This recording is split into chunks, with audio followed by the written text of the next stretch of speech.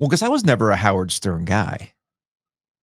Like my introduction to Howard Stern was through E. Remember when they would do the television show version? Yeah, his transformation's been wild. Well, so the dark side of the 90s or the dark side of the 2000s or whichever one it was on Vice, I highly recommend you watch it because it covers a lot of bases with Stern. And what's fast, you talk about his evolution, right? The old guys from the Stern show hate him. He's like, oh, he's doing this apology tour and how he's basically telling you all the positives of the psychotherapy that he's gone through, and he's making amends, and he's like chilling with celebrities now. And every single one of these guys looks at the camera and like, you haven't contacted me. Right. You haven't apologized to me. You're making millions of dollars. I was making producer money. This one guy was making like $20,000 a year on the Stern show in New York. Well, he's making millions of dollars. That was wild to me. Yeah. And then they talked to like Man Cow and these other shock jacks from back in the day that like lost to Stern essentially, and they're still bitter. I mean, whew. Maybe we'll do a dark side of the OG one day when you're pissed at me, or I'm pissed at you because you pissed away all the money on gambling. Needs to get here. I can see it now. It's like I sit down and talk for the first time on whatever. And it's like, so how come you haven't talked to Giglio? I was like, well, he took all of our OG money. He was convinced that the Bills were going to win the Super Bowl. They were going to knock out the Chiefs because he's like, I'm going to be right about Patrick Mahomes at some point. I'm going to be right about that guy. And he put all the money on Patrick Mahomes to lose. And Josh Allen fumbled away the game. And now we're broke. And that's why I don't talk to Jill anymore. Here we are. Anyway, you ready? Yes. All right, let's make this happen. Make sure the microphone placement's correct. Man, I forgot about Pat Benatar. I forgot about Pat Benatar, but oh, what? Love is a Battlefield? Just anything. It was 6. It was 7. I mean, so the girls. So when girls on film, you're 6 or 7. You're watching that. You're like, yeah, what is happening? Yeah.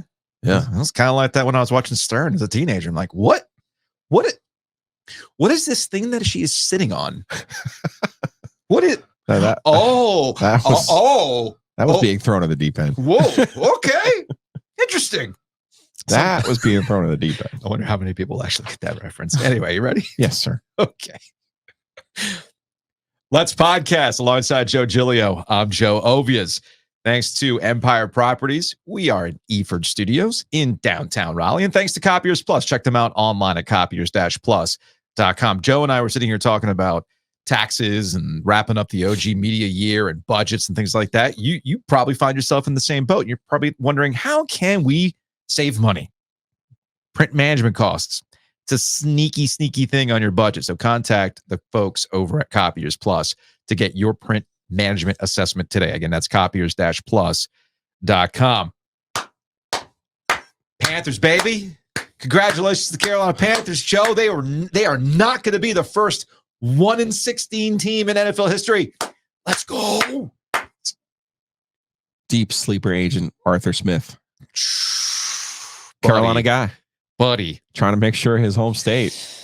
All right. First, before we even talk about that game at Bank of America Stadium, which according to Vashti Hurt, 5,200 people showed up for. It was pouring cold rain. If you listen to this podcast and you went to that game, email me.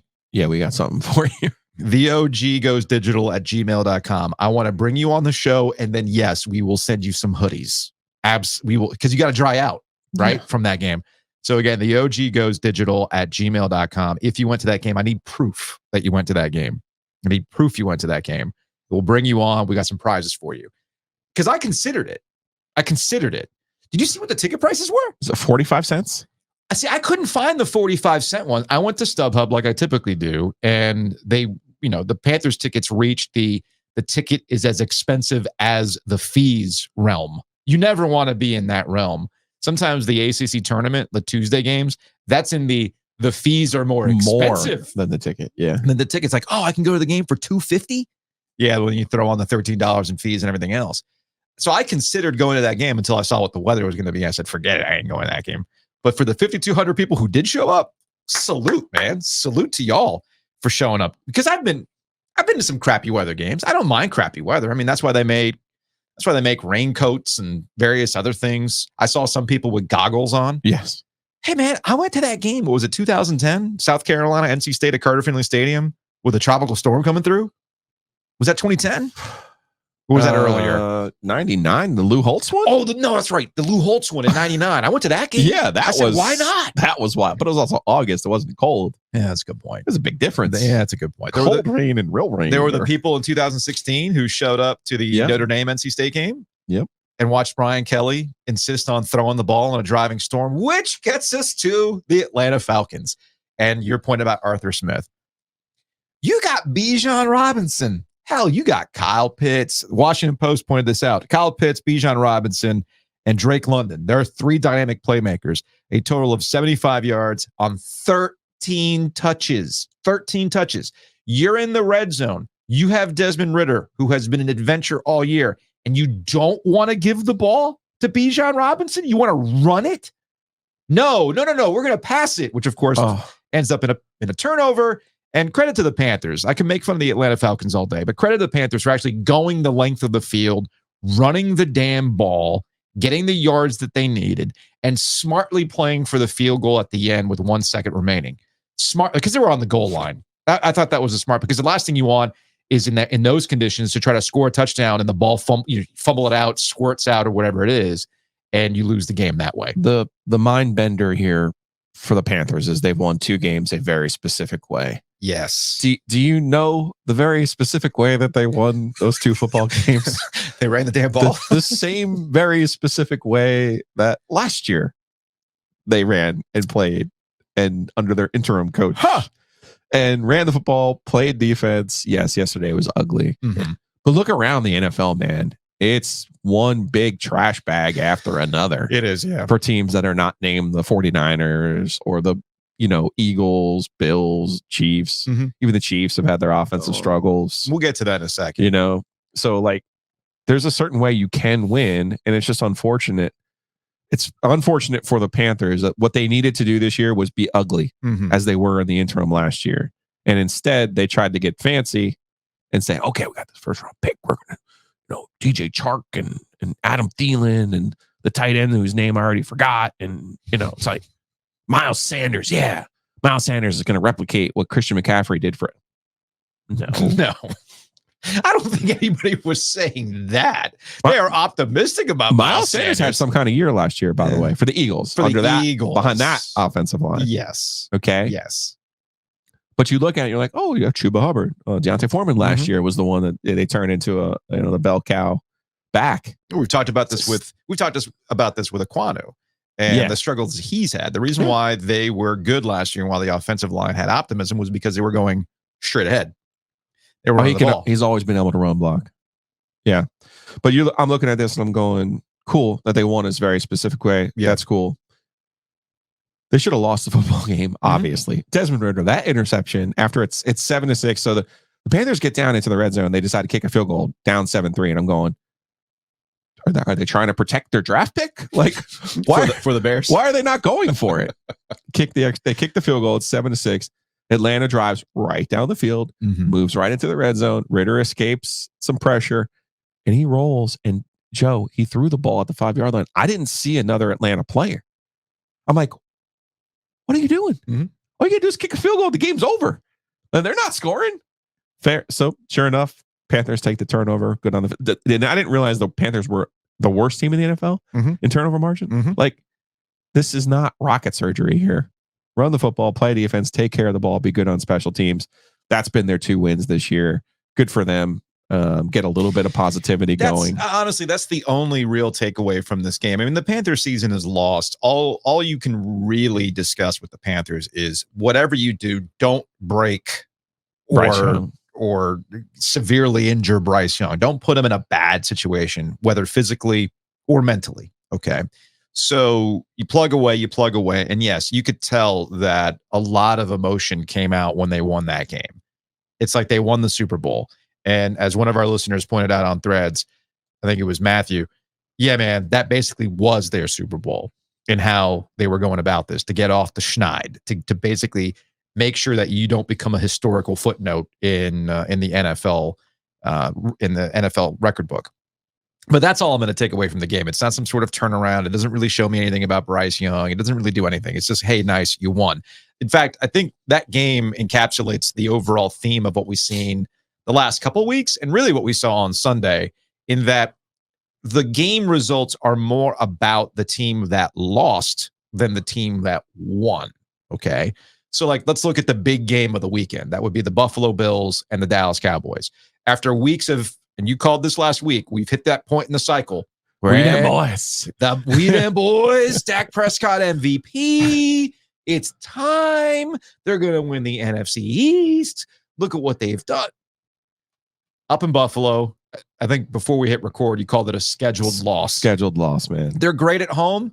They're mid on the road. And I think last night showed you too, or yesterday afternoon showed you too, why home field advantage matters for a lot of the teams that are jockeying for playoff position right now. It's why I was mad at the Dolphins for having just blown that lead against the Titans on Monday night, because you don't want to go to Baltimore, y'all. You don't. You don't. Who looked good. Looked really good. Again. Yes. By the way. So I thought yesterday was more about the Cowboys and how they were, quote unquote, exposed. And with the Bills, what's funny about the Bills? Ooh, your boys, when they don't turn it over. Well, okay, I'm glad you brought that up. So at first, and I texted this to you yesterday, I'm like, yeah, here are the Bills, trying to stick it in my eye because I've been on this bandwagon about I don't trust them. Josh Allen is high variance. They didn't turn the ball over yesterday. You know why they didn't turn the ball over yesterday? Because their running back had an amazing game. Because James Cook, they ran the damn ball. That's sometimes you don't have to overthink it. And I think yesterday might have been the first time the Buffalo Bills justified the firing of Ken Dorsey as their offensive coordinator. And Sean McDermott's been going through a lot thanks to reports about his motivational tactics. And there were some questions as to his job security, because when you fire Ken Dorsey, who a lot of people kind of eyed as another head coach, it was, all right, there's the sacrificial lamb. You fire the coordinator, you're next. You're doing what you have to do. But here's my question. Do you think Ken Dorsey, at any point during a game in which they were dominating the Dallas Cowboys on the line, both offensively and defensively, at one point goes, you know what I want to do here? I know what I want to do here. Let's go deep. No, run it down their throat. That's how you're going to win that game.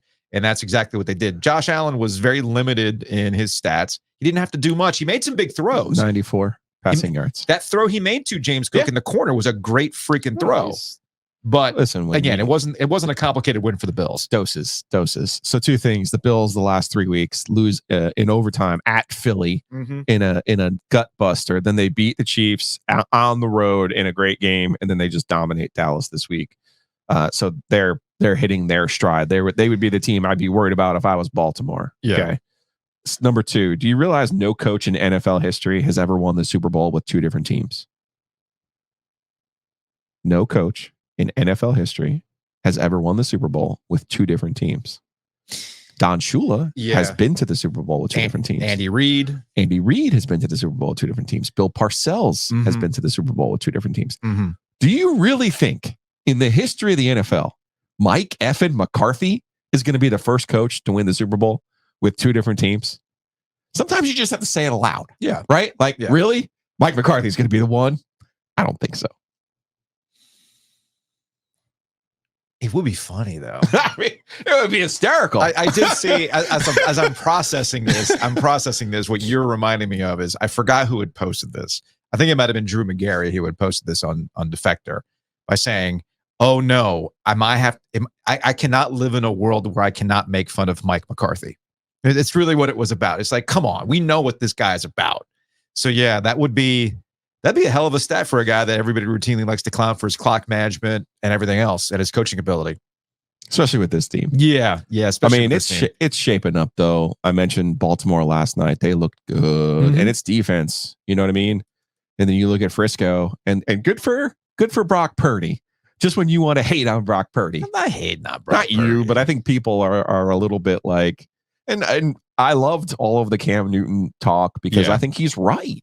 You know, like the Dolphins, like on social media, were like, "Oh, game manager, take that," and it's like, we'll just focus on what he's saying, okay? You know.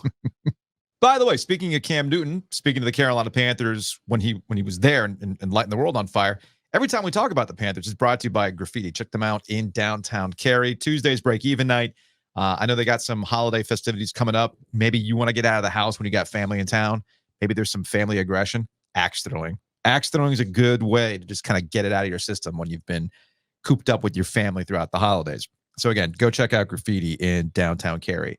You mentioned Cam Newton and the game manager and the game changer and everything else. A quick aside, since you brought it up.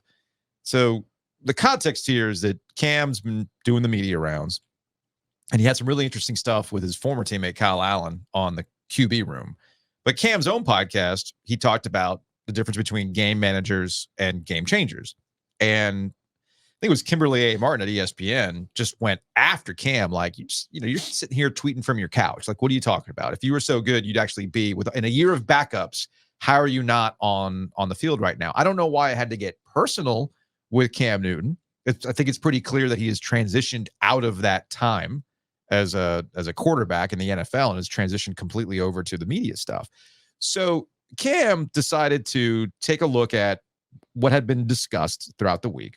And I thought he had a really, really good point to make about where things are and how we talk about quarterbacks. The thing that I have a problem with is address the point that I made, not me. And I think oftentimes that happens in regards of athletes trying to make their point. It's easy for somebody to say, move past the outfit for a second. So he's talking about all these NFL game managers. He sounds like the people literally tweeting at me from their basement, like, get back in the like, it's like you are at home. When he does this podcast or whatever it was, this is just wacky stuff. You know, like this. What, Cam, you know more football than that, right? It's called Funky Friday. That's his podcast. Because that's absurd. When he said Dak's name, he telling jokes. First of all, but the first point that I want to make here is this. Identifying the difference between a game manager and a game changer. Game manager is not a negative connotation. Cam, what do you mean by game manager? My definition of that managing player is a player who has the ability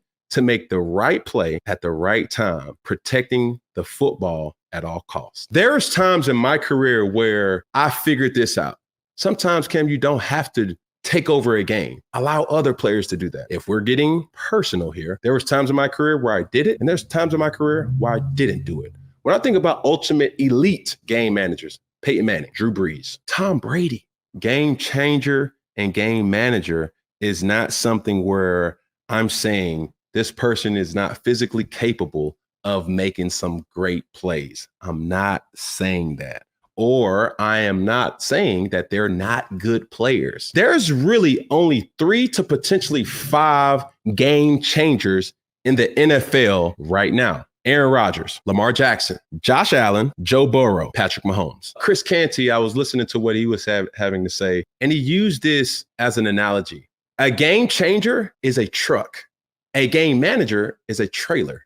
A truck pulls a team together and pulls and is the reason why this team is having success. A game manager is merely a trailer that's attached to something to make it go. So that was Cam Newton on his own podcast responding to, I guess, the content that he helped create throughout the week. And we appreciate Cam Newton for continuing to help us make content. As Darren Gant likes to say, Cam Newton makes people stupid. And the thing, to his point, let's address what he said. He's absolutely right when he talks about the differences between game managers and game changers. And this is the classic case of, and we see this all the time in sports, there are certain guys who know they are game changers. They know they are built different. And when they see other guys and how they're being discussed, they're going, wait a minute, that guy is not me. Like, Brock Purdy ain't me. Like, it's as simple as that. Dak Prescott, he's right. Dak Prescott is not Cam Newton in how he goes about his game. So I find it interesting that Cam is speaking truth to this and hopefully bringing back the fact that using game manager in a negative connotation has to be taken out of the sports lexicon. Yeah, and that's the real disconnect here. Is he's not insulting No. anyone. He's saying the same things that I often tell you, that there are certain hammers out there, right? Like we've talked a lot this year about Tua Tagovailoa and the way that he has played and the way that he has matured and what has really helped him and how that could be a blueprint for Bryce Young. Well, the truth of the matter is that's a blueprint for any quarterback in the NFL, right? Wait, you have a good play caller with you? You got a bunch of guys around you who can make plays?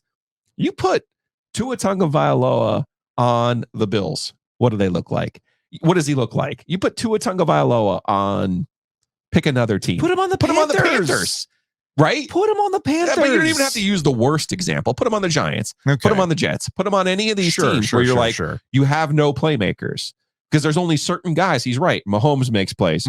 Even Aaron makes plays when he's healthy. Makes other guys. He can take the chicken salad around him and make it taste good. Which is the entirety of Cam Newton's career. That's why I say he comes from a mindset when we talk about game changers. You're positioning this guy as something he's not.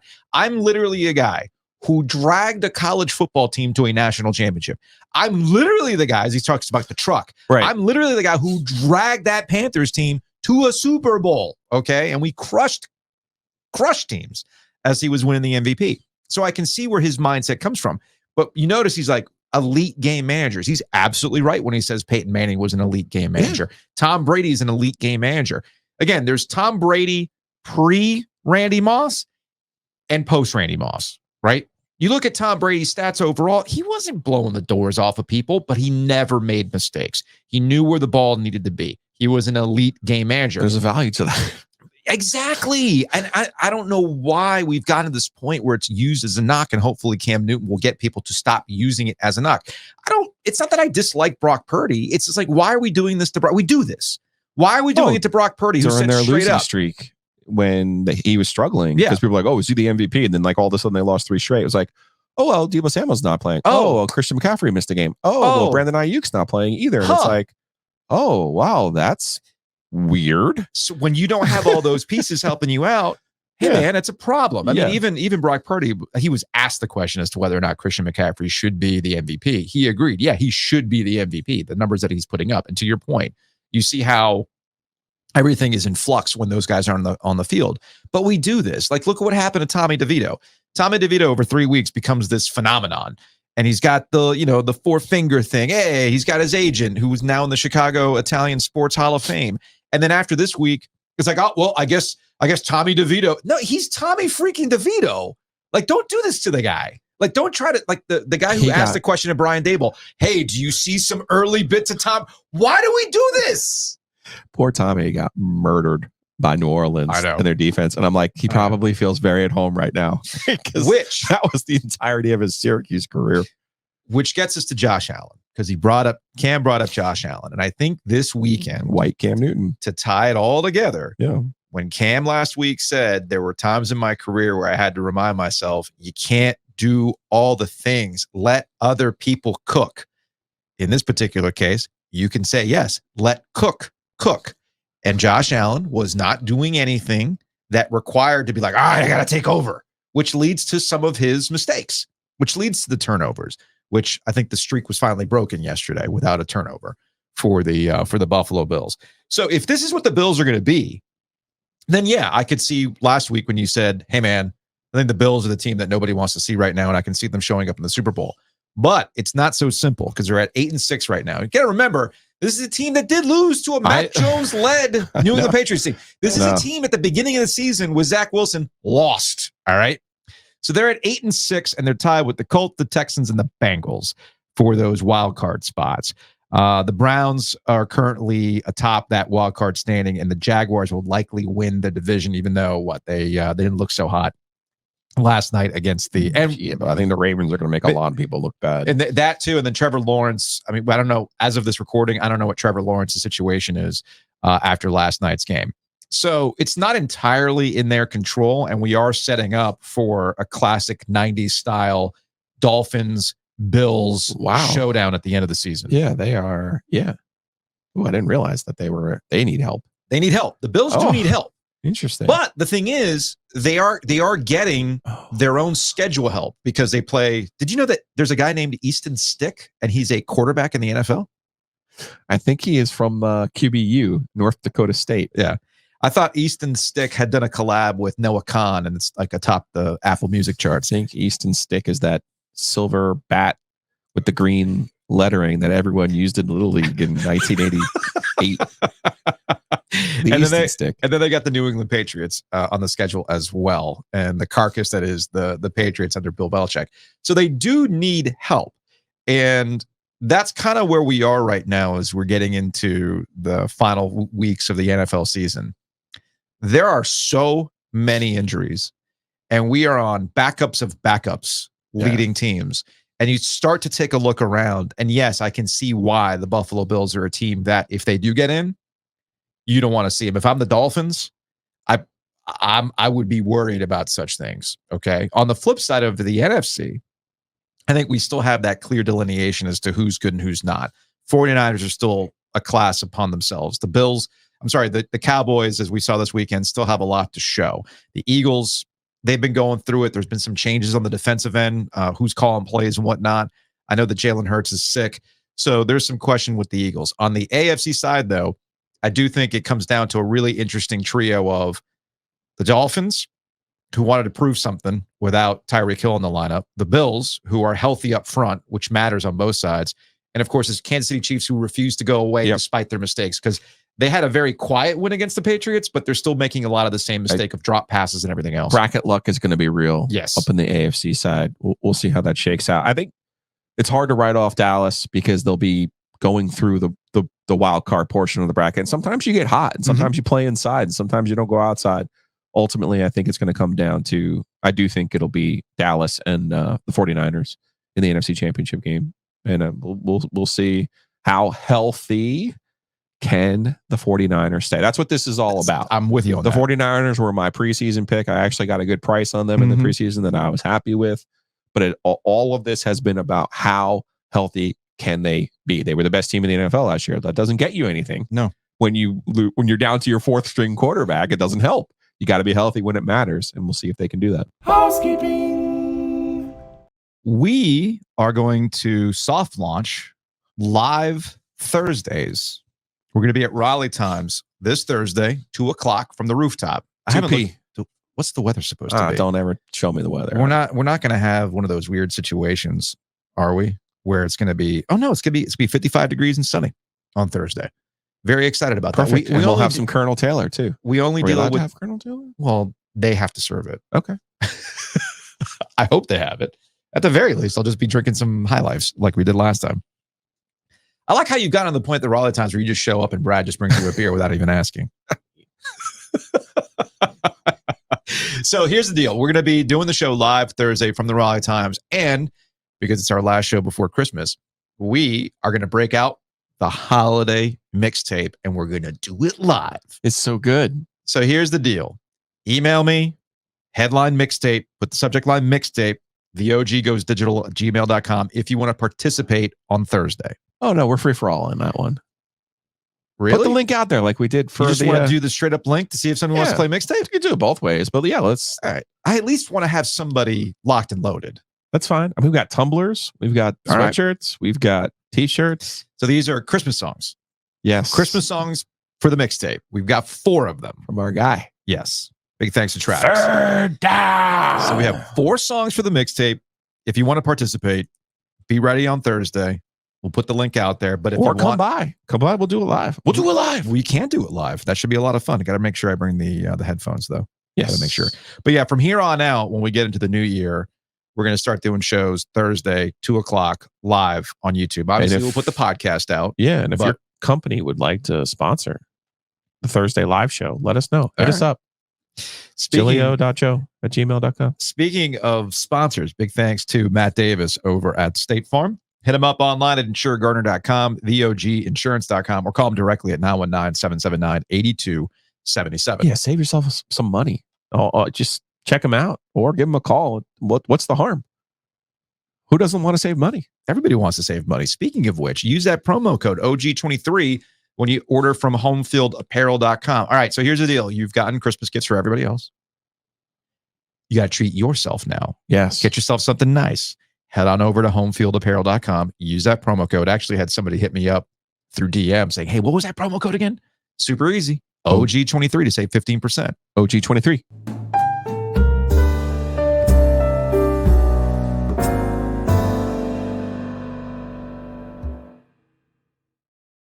So should I be worried about the Triangle basketball schools and their NCAA tournament resumes? Or is it too early? Should I follow my own advice and not get too wrapped up in November, December basketball? I think if you're wanting North Carolina to win the national championship, then the last 2 games can give you pause. Okay. I happen to liked the way that they played against UConn. I had no problems with the way that they played down in Atlanta this weekend against Kentucky. I think both games were an example now of the other team just having a little bit more in the backcourt than they do. Sure. And this was even with Cormac Ryan playing a really good game against Kentucky in this loss. It was a nice back and forth game, like great atmosphere down in Atlanta. I still wanted to see this thing in either Lexington or Chapel Hill. But RJ Davis, clearly the bus driver of this team now. That's pretty crystal clear. As we've seen now in year 5 with Armando Bacot, length is going to bother him. An NBA guy guarding him is going to bother him. So, you're going to need some more from him, but I wasn't like, oh, he's the reason they lost. I think ultimately it comes down to, the other teams in these 2 cases, UConn and now Kentucky. Robert Dillingham, as NC State would have liked to have known, is a dude. DJ Wagner is a dude. Yeah. And then they have their designated shooter in Reed Shepard, who could knock down some big shots for them. So I guess what it comes down to for North Carolina is, what were your expectations for this year? Like what did you want out of the Tar Heels and this iteration, year 3 for Hubert Davis? Sure. And I think it was Al Hood, who's over at Tar Heel blog. He had posted a thread that succinctly put up, I think, the issue Carolina basketball fans are having right now. I think the scars of last year, like the triggering moments of last year, are still present for how this team might win or lose a game. Even though I don't think that they have the same vibe about them. It's a much better. You want it, and I get in trouble sometimes when I speak for Carolina fans. Sure. But I will just say, I think if I'm a Carolina fan, I wanted to see this team fight this year. And I think they play with an edge. Agree with you. And I like the way that they play basketball. Agree with you. I think they're just a little bit limited in the backcourt while Cadeau is still figuring things out, while he's not exactly a scorer, while he's, he had the late turnover. I don't necessarily put that on him. I thought that was a weird choice to put him back in the game after he had been on the bench for 9 minutes. That was weird to me. So you look at these back-to-back losses against Connecticut and Kentucky. When we talked both about neutral site games, 87-76 to UConn, 87-83 to Kentucky in Atlanta. Let's be, first and foremost, these games should be played on home courts. Even though they had a good crowd in Atlanta, they did. I get it. And I understand some of these things. It's not the same. It's not. I really would have enjoyed. And they remember these teams used to play the first Saturday of every December. These 2 teams used to play every Saturday, home and home. Why was the NC State Tennessee game where it was at like 10 o'clock? Money, but that can't be that much money. Like NC State really needs kind of Boo Corrigan to get a little bit locked in on basketball. I think his attention has been on football as the head of the college football playoff committee. I don't think it's damning him as a character that his focus has been on football. I think there's only so much bandwidth. They do need to improve their non-conference schedule that played at home. Yes. It's been bad. Totally agree with you. They play St. Louis on Wednesday, and that passes for a semi-interesting basketball game. Meanwhile, Carolina's out here playing the greatest schedule. Again, hat tip to Clint Gwaltney that I think I've ever seen. Duke also has a very good schedule. Now, your first question was, should you be worried about their resumes? Carolina's no. Carolina beat Arkansas and Tennessee. Those are 2 great wins. You put those in your back pocket. You slide those in there. You take care of business again today, a Wednesday against Oklahoma down in Charlotte, and you're on your way. No problems. Yeah. Again, the question for Carolina is, are they good enough to get over the hump against those elite teams? I don't think we know yet. And you know what? Bracket luck is real. You never know who the hell they'll have to go through to get to. It's not Vegas. It's is not Vegas even that. This year? It goes back to, I think so. I have to go back and double check. It gets back to a thing that I will pound the table from now until. Or is it stupid Arizona? I think it's back in Arizona, actually. Thank you. Yeah, sorry, it's in Arizona. I don't mean to be critical of Arizona. Actually, the building itself is whatever, but going to Arizona for the Final Four, is actually a good spot. Is it? You just party in Scottsdale. I have not been. Scottsdale is where you want to hang out. That's why people fall in love with that area, because you go to Scottsdale. We're not and have in a good Vegas time. until 28. Okay, well, enough to save money so we can get to Vegas in 28. I don't even know what Radio Row will look like. Maybe it'll be Podcast Row Row, baby. In 28. Who knows? Anyway, back on task, Joe. Okay, sorry. We clearly have the holiday ADHD here. Everything. I'm saying Carolina's resume, fine. Now, Duke's resume, State's resume, that's where your questions come in. That's a valid question. Specific to North Carolina, though, to get back on track with the Tar Heels, I'll go back to what I was saying with Al and his overall opinion that I agree with, in that I think fans are at odds with still letting the past die, like letting last year be last year, and just look at what you have right now and look at their edge, look at the good pieces, and figure out, all right, how is this team going to make it work? I said it after the Tennessee game. If Carolina can consistently score in the 90s, I'm going to like their chances. Right. Defensively, their best lineup defensively is a little bit of a liability. Armando Bacot needs help. He cannot be on his own, as you mentioned. When you put a couple NBA guys on him, you see where things start to struggle. And Carolina lost that game in a way that they usually beat teams.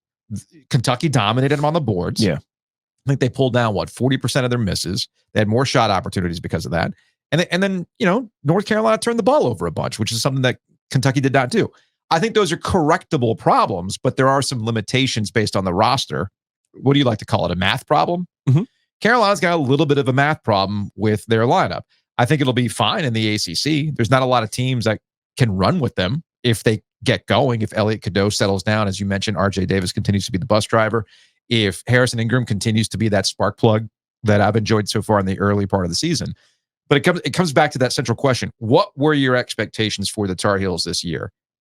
If you thought they were a national title contender, well, I feel like those were unreasonable expectations. For me, it was, do you look like yourself again, get to the NCAA tournament, and then you can let the bracket luck be real?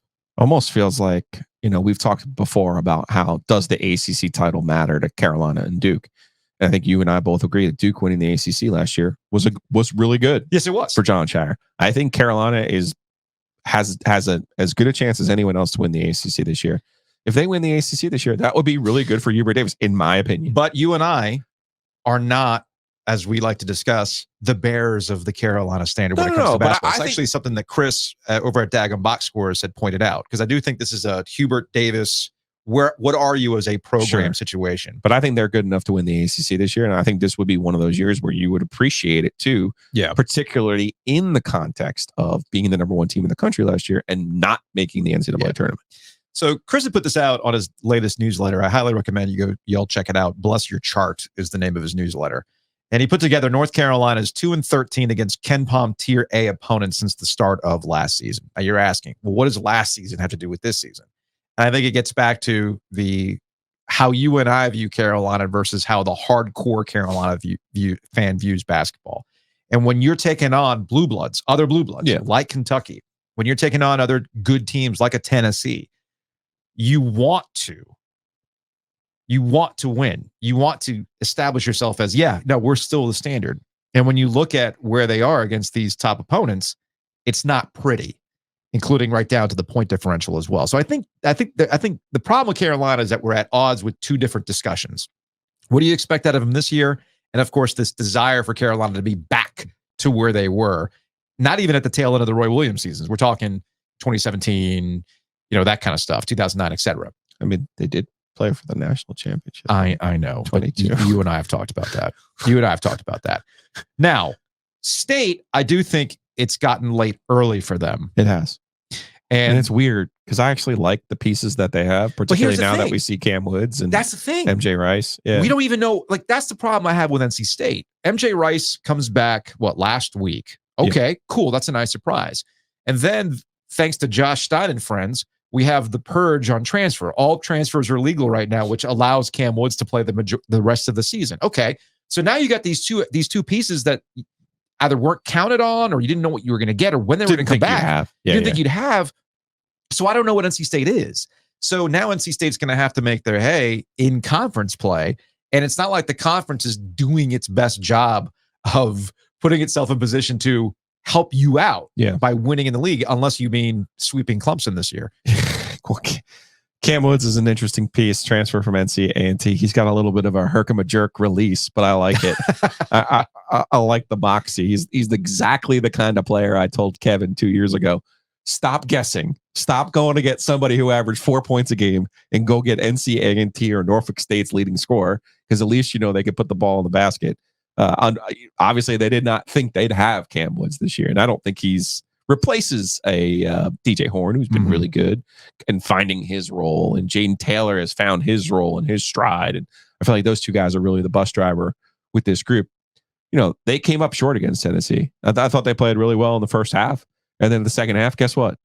Tennessee has a really good team, and number 30 for Tennessee was the one who I thought was the difference in this game, and a big part of that was because they have a little bit of an issue with DJ Burns. And what do they do with him? And what is the best way to use the big boy?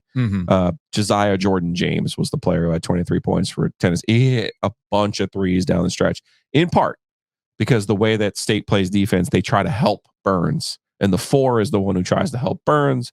James was their 4.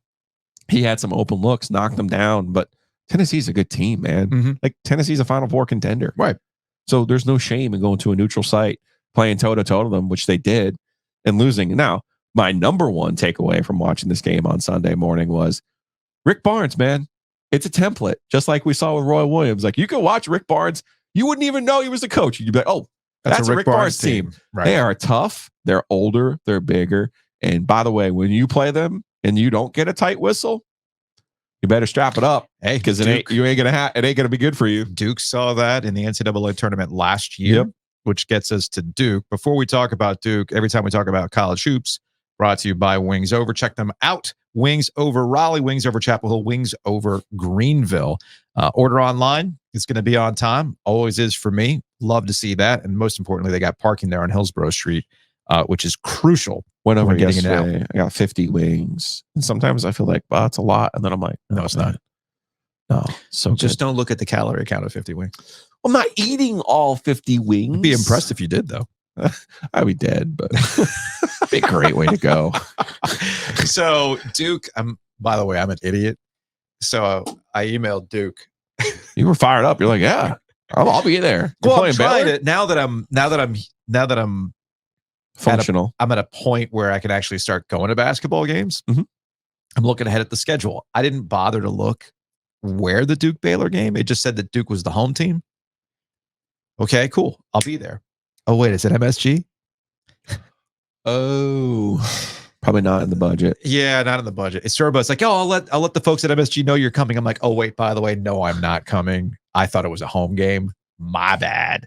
But all jokes aside, this is a game, another measuring stick for where Duke is, because they can talk all they want about bouncing back. John Shire, after beating Charlotte and Hofstra last week, talks about, hey, this is what we do as a Duke program. We bounce back. It's how you respond. XYZ. Cool. I expect you to beat Charlotte. I expect you to beat Hofstra, which was a little bit more of a struggle than the final score might indicate. Duke's issue right now is not that they're going to miss the NCAA tournament. It's how are you going to make life easy for yourself without some signature wins, which this is another opportunity for them against Baylor. Yeah. I mean, Michigan State's trying to help them. Michigan State just beat Baylor, but that's the only win they have of note on their resume right now. The losses to Arkansas and Arizona obviously didn't help. Their schedule was a little bit light this year. I like their schedule though. Interesting. I like their Arizona game being played. Yeah, but they're at Cameron Indoor Stadium. Yeah, what you're missing here though is when coaches know they have a team. Oh yeah, they go and they play, and they're like, okay, cool. I'll go play at Indiana. I'll go play Michigan State. I'll go play Kentucky. I'll go play Kansas. I'll play. Roll it out. We'll be there. Gonzaga, Duke's played Gonzaga before, and it's like this schedule is a little light in the shorts, a little light. So we'll see.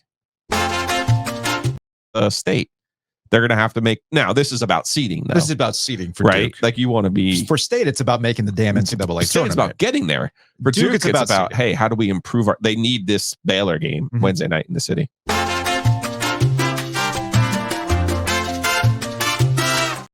Big thanks to Whitaker and Hamer for sponsoring Ovias and Giglio. Can we start talking about it now? We can. Did you get the deep AI fake that he sent us? I haven't because he has to approve my ability to download it off of Dropbox. Hopefully I'll see it today. But we're going to do it. We are going to have the Tecmo tournament. We're going to be at Shady's on what? Did we decide February 4th? 2/4. That's Sunday? Yes. Okay. We're going to start a new tradition here. Although, have we figured out how we're going to do this Tecmo tournament yet? We have. Yeah. Okay. Details, man. Don't worry about that. February 4th. Don't sweat the details? Just sign up. February 4th. How are we signing up? Email us, the oggoesdigital@gmail.com. Email us, the oggoesdigital@gmail.com. It's $25 to play. Don't worry, we'll have food, and there's plenty of drinks for you to meander through. 32 teams? We have 32 we have teams? 32 slots. Okay. Yes. 32 slots. I will not be participating in this tournament. However, do we want to auction off a game against you? Yes, I am perfectly willing to prostitute myself out for anybody who wants to pay to play me in Super Tecmo Bowl and do it for the content, man. Crazy my brain works. All right, so just put in Tecmo for the oggoesdigital@gmail.com. And I should say it's $25 to play. $25. There's cash prizes. Mhm. So this is not just an OG event. This is you come and play and win, you're going to make money. Are we doing the thing where you have to buy a team? We will have 8. There will be 4 groups of 8. Okay. And in those 4 groups of 8, you cannot be the 49ers. You cannot be the Bills. Okay. You cannot be, who did we say? The Eagles. Do you want to do the Raiders or do you want to do the Oilers? I would do the other no touchers. I would do everybody's obsessed with Bo Jackson, so I would just say no Raiders. No Raiders, no Eagles. Yeah. Okay. We will then have 4 winners advance out of those divisions. Mhm. Then you can auction and purchase any team you want to be for the Final Four. Okay. So right. bring first of all $25 to play, then bring some cash or your Venmo account, Cash App, and to make sure that you're in the right place. And again, only 32 slots. So 32 slots. Get on it early. And it is a cash prize. So big thanks to Whitaker and Hamer for helping us do that over at Shady's and Garner. And big thanks to Hometown Realty for sponsoring Ovias and Giglio. Check them out online, myhtr.com. You're probably trying to get through the end of the year. Totally understand that. A lot of these things are 2024 problems. But what you might notice this time of the year is, could use a bigger house or a different layout. Layout's always a big thing. Like, I would love to host more in this kitchen, but it's too cramped. Well, new construction. And that's where Hometown Realty can help you out. Yeah, and the market's moving in the right place. So buy, sell, calculate. Go to myhtr.com. Figure out your next move.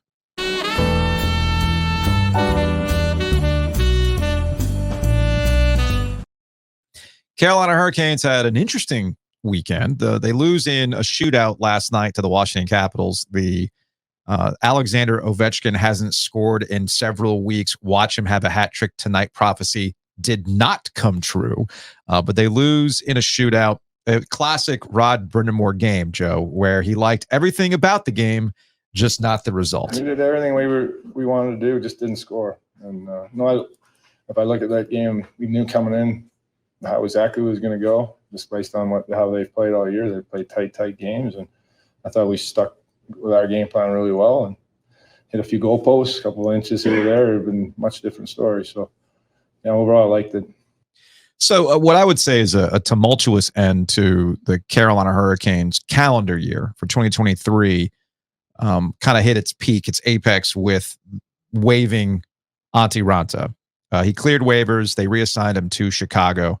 I know Trip Tracy last night, and he's absolutely right, brought up instances in which well-known commodity goalies have been sent down to try to find their game again, come back, and are okay. He brought up Arturs Urbe. He brought up Martin Gerber in relation to them having been sent down and then coming back up.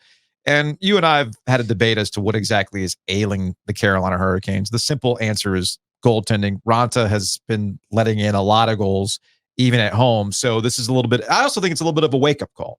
It's just the nature of the business. Sometimes we've been hearing it from the Canes, whether it's through Jordan Stahl, Sebastian Aho, or Rod Brindamore himself. They're not playing to the level that they know they're capable of.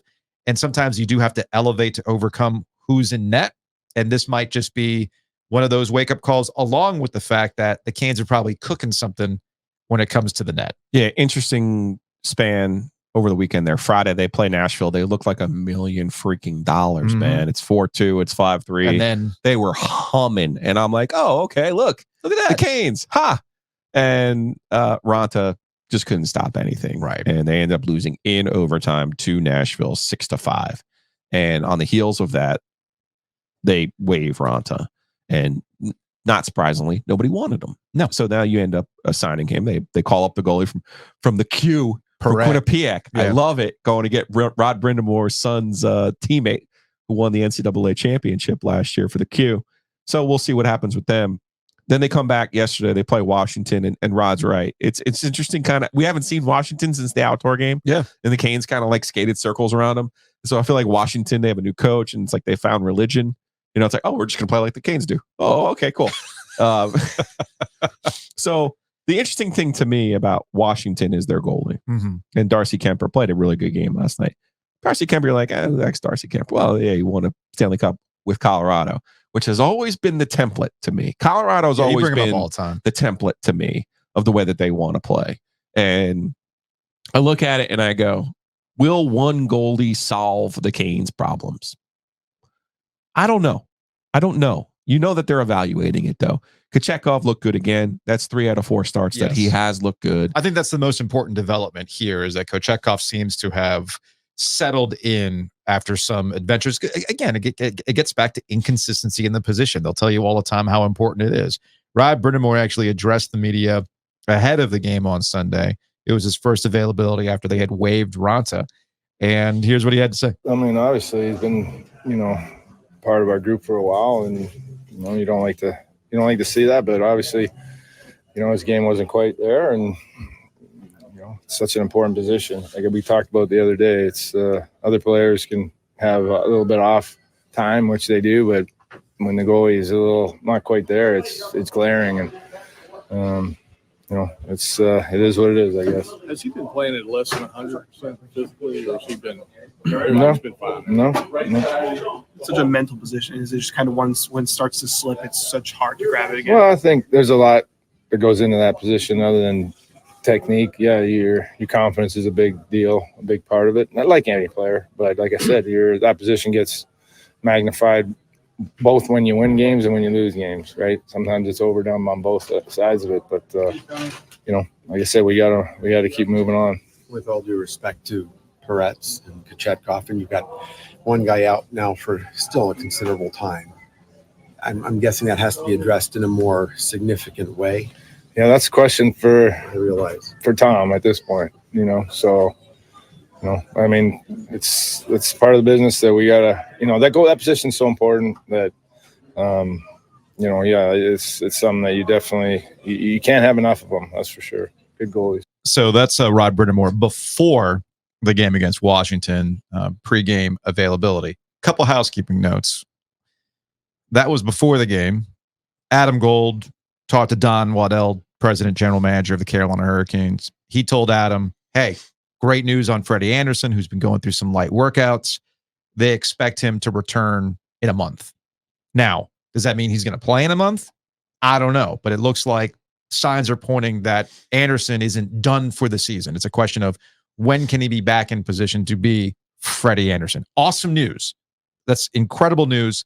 And obviously, we expect the Canes, like they always do, to handle this in the right way going forward. But as Rod said there at the end, that's something for Tom to figure out. And there are some trade chips. There are some trade chips that the Carolina Hurricanes do have that if they want to go ahead and upgrade at the position, they can try to make a go of this. I enjoyed that particular comment because as we know, the question that Tom will be to Rod. Yeah. What do you think? Because it's a hockey decision. But he's right. To Rod's he's point, right. It's up somebody to has to sign off on somebody's got to sign off. What checks am I cutting? What assets am I giving up? What are we comfortable with? Because that's the other thing about why it's a question for Tom. Dundon is very adamant about keeping this thing rolling, not selling out to close on a potential window. How can we keep this thing and put ourselves in the best spot for the odds? Remember, they have their own odds. They have their own odds that they look at. But I'm with you. I think after a couple of years of playing it safe at the trade deadline, I think they recognize if we're going to make this happen, we have to make some sort of move, which gets back to my first point. It's not like they don't have some chips, that guys that are probably going to cash out with larger contracts at the end of the year. Somebody like a Brett Pesci, right? Marty Natchez. What can you do with him? So all these things are available to the Carolina Hurricanes if they want to upgrade or at least make a play for goalie. Because as I forgot who asked the question there at the end, no offense to the kid from Quinnipiac who won a national championship, but he ain't the answer. So I had an existential because you know we've been talking about goalie, and I thought Kochetkov was good yesterday and has been. He has been good in his last 3 starts. He's been good. Because I was watching the Hurricanes on a 4-minute power play. Now, they did ultimately end up scoring on the 4-minute power play, but the goal was disallowed. Right. But I was thinking to myself, like, why is this franchise, which has had so much success, why do they struggle so much on the power play? Like, right, you have Tony D'Angelo, you've got Dougie Hamilton, you got Burns, you bring in all of these different things, and you're like, okay, you know, you're using the computer brain. You got your own. And I'm watching Darcy Kemper because I'm like, why do I know? You know, my brain works in a different way. It does. I'm looking at Darcy Kemper going, why do I remember Darcy Kemper? Why do I remember? Oh, yes, he was the Avalanche goalie. Like, it took me a minute to figure it out. And then I'm sitting, now my brain's working again. Well, why does their power play? Why do we always talk about their power play? Stop me if you've heard this before. Maybe, just maybe, the Canes' tippy-top skill isn't good enough. And maybe that's why they struggle on the power play the way that they do, because the power play isn't about your forecheck. The power play isn't about controlling the puck. The power play is about skill and having guys who can make plays and deposit the puck and finish. Oddly enough, on a team of Finns that are Finnish, they can't finish with one end. And I'm looking at Colorado. I'm going McKinnon, Rantanen, Maker, and you're going, now who does the 1-for-1? Right? If Colorado's the template and they win it in 22 with Darcy Kemper, you're going, well, what is going to unplug this thing? What is real, or plug it in for the Canes? What is really going to ultimately turn this thing and make it a difference? And I think you have to look at it and go, are our tippy top guys good enough? And maybe it is time you try to shake a little something up and not just add a goalie. We'll see.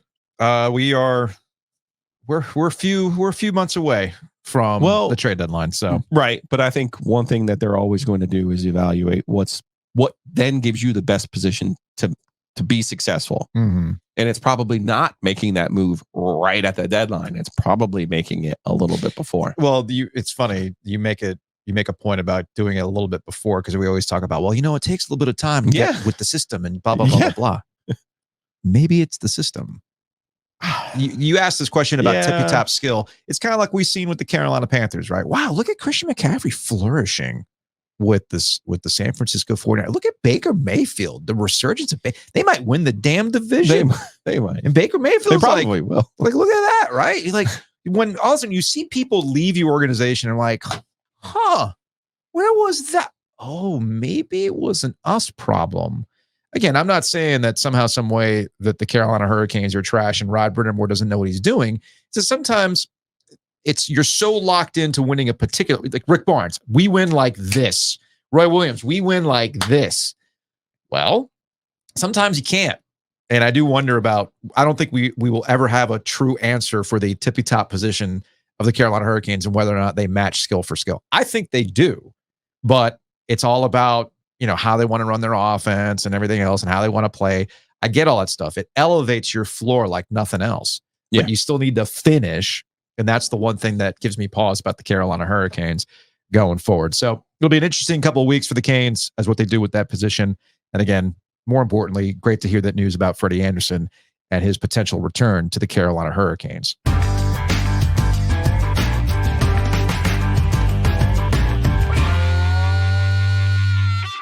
If you're headed to PNC Arena for any of these games, drop on by Breeze Through before or after the games to get some tailgate needs or get some coffee for your drive back as you want to get on the message boards and argue with other people about the state of the Canes. So head on over to Breeze Through, locations across the Triangle and across North Carolina.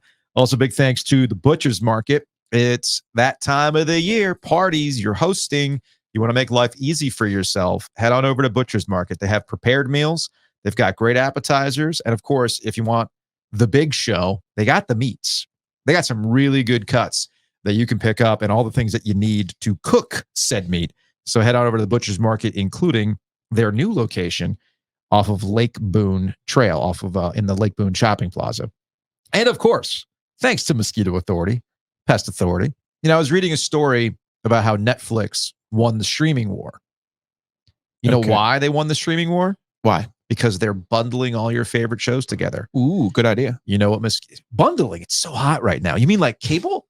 Well, you can kind of do the same thing with your pest, your Mosquito Authority, Pest Authority bundling and save. So head on over to bugsbite.com.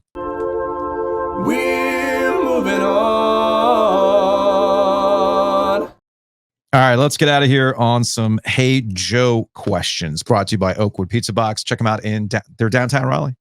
I think we've decided no, that they're not technically in downtown. Because my brother was also blowing me up like, Wings Over is not downtown. Hillsboro's not downtown. No, I'm like, okay, fine. Downtown. Fine.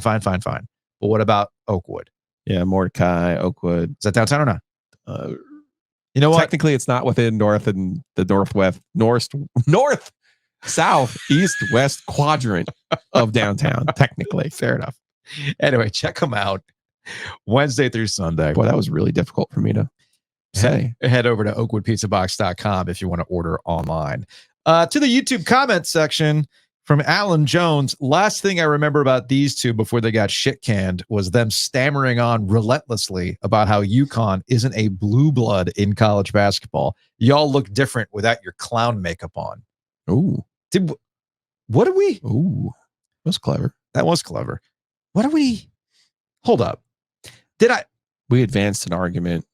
I said they won a national championship. So I said last year, even when they got to the Final Four, I would rather be UConn than any other program in the country because of the rate that they win championships. Okay. I'd rather win the national championship than anything else. But that doesn't make you a blue blood. Right. That was our debate. We had a difference of opinion about, well, what happens in those other years when you don't win the national championship. My argument was, I don't care. I've still got more championships than you. That's cool. Right.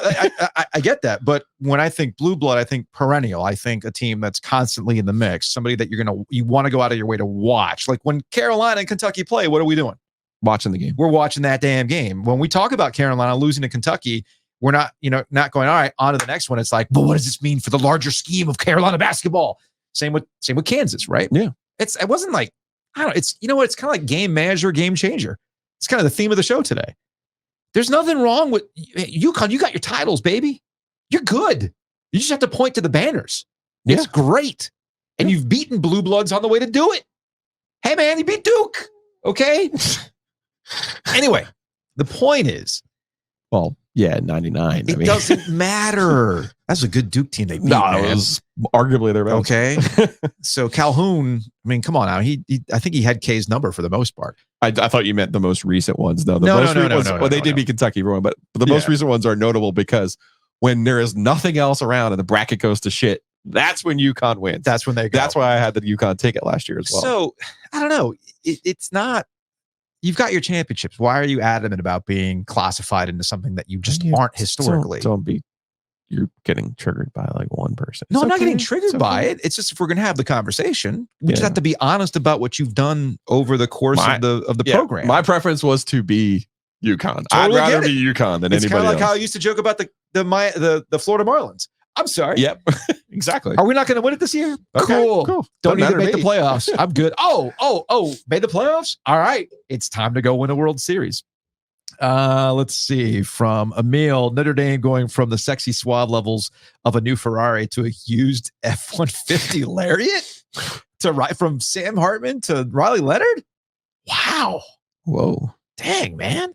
From Nothing Man, we'll chip in to buy Ovia some women's golf clubs and make his day. Joe Obvious, why does Drake May having a mediocre year this past year not matter as far as the draft value is concerned? That comes across as some type of UNC snob kind of comment. All right, two things. Wow. I did order the 13 wood.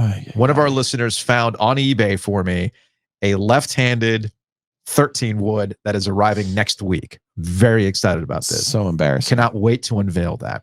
As far as this comment is concerned, if I'm obvious, which is fine, then it should be obvious to you based on draft history that regular season results for a quarterback in college football don't necessarily matter because the scouts are the ones that decide it. The scouts see the game differently than a fan sees the game. Oh, your record isn't great? Cool, but look at Drake May's throws. Look at this. Look at that. Blah, blah, blah. Look at the pedigree. All those types of things. Those are the things that the scouts ultimately care about. All right, we'll go to some other YouTube comments. Brilo and I put together an overtime. Pouring one out for Twitter. Yeah, it was good. And a couple people responded to that. From Hunter, this resonates with me. Joined about the same time as y'all. Haven't completely left because of the NC State folks I follow. Haven't found a new home yet. This is from Southie. This episode reminds me that I started following Joe simply because of the sports coverage around the Raleigh area. I never actually listened to a single minute of any sports talk radio in my life. I probably tweeted over 100 Hey Joe questions at Ovias over the years, but never actually heard any of them make the radio. Again, Twitter made that a thing. And then let's see, a couple other people had pointed out, I already did the questionnaire, but an OG message board would be a fun idea, a good opportunity for more substantial conversations. So you and I were actually talking about this before we started the show about how message boards, social media, all that stuff is kind of waned, right? Like everybody's sharing it within their own closed group. Yeah. And new habits that are formed and whatnot. And I think that was the ultimate point that I was getting at when it comes to social media. I'm sure you've seen it with your usage of Twitter. It's not as much engagement as it used to be. You joked about your Tommy DeVito jokes. Like, I thought I had hot fire. Yeah. The engagement's down. And I haven't found the same thing on Threads yet. And I think the ultimate point is I don't think we're ever going to find that again. So the question is, what's next? What is the next routine? And I've made the argument for a while now that the next routine is smaller circles, family group texts. Yeah. You and your buddies shooting back and forth. Like, the snap face. I used to work with a guy that had a long-standing email listserv with him and his Carolina buddies. And it was still going today. Like, they would just respond and talk about Carolina stuff through email. I think that's actually kind of where we're going back to. It's kind of funny to me that blogs are suddenly the new hot thing of how to get your stuff out there. Longer form thought, closer community, a tight-knit group on a message board. Like, where have I seen all this stuff before? Are we back to cable? We bundling? It's vinyl, baby. Buy me a record player for Christmas. Oh. So that's kind of where we're at. Now, how do we do that on the show? I don't know. I really don't know. 1 second. I found two. What did you find? Wonderful things that made me think of you. Oh, boy. Recently. What did you find? In our business ventures. What did you find? Look at this beauty. What is that? Is it coming up on the? Yeah, it's coming. What is that? Is that like an old school cash register? That is how you would prefer us to do our transactions. That's a like 19. That's a coin machine, right? 68 credit card machine. Oh, okay, yes. With the levers, with the carbon, carbon paper. Not just the carbon, but look at those levers. I know. You have to adjust the numbers on the lever. So analog. I love that. That's a shout out to Tommy. That's what we need. Western Auto there. If you have a Honda, get your car fixed over there. And then finally, as I was on my way to get a couple of Groove Wagons for the weekend. Yeah. Oh, a payphone. I can't believe it's still there at P Street Market. The phone book is there as well. Does it still function? No, look at the phone's missing half of the receiver. The phone's missing the receiver. But, okay. The phone book is still there. I love that. And the year has eroded off of the front of the yellow pages. So I love that. These two things, I've seen them in the last week, and I've been meaning to, since I've been working on my Insta game, I've been meaning to Insta them to you. I Speaking of like sharing and all those things. We did a long road trip, and we went through Yellowstone. And at Mammoth Hot Springs, they've got a little area, restrooms, etc., vending machine, and they had functioning.